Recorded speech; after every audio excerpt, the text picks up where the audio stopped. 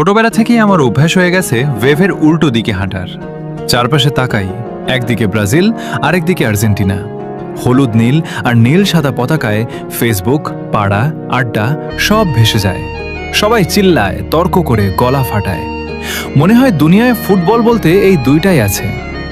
কিন্তু এই ব্রাজিল আর্জেন্টিনার মাঝখানে আমরা কিছু পাগল আছি, যারা চুপচাপ এক কোণায় দাঁড়িয়ে লাল সবুজ পতাকা ধরে রাখি। আমরা পর্তুগাল সাপোর্টার। আমাদের সংখ্যা কম, স্ট্যাটাস দিলে একটা লাইক পড়ে, কেউ পাত্তা দেয় না, কিন্তু ভালোবাসাটা কম না। কারণ আমরা সাপোর্ট করি রেজাল্ট দেখে না, প্লেয়ারের হাইপ দেখে না। আমরা সাপোর্ট করি সেই অনুভূতিটাকে যেটা প্রথম দেখায় মন কেড়ে নিয়েছিল।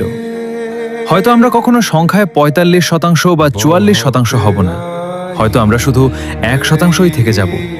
কিন্তু সমস্যা নাই, ভিড়ের সাথে গা ভাসিয়ে দেওয়া সহজ। কঠিন হলো একা দাঁড়িয়ে নিজের পছন্দটাকে ধরে রাখা।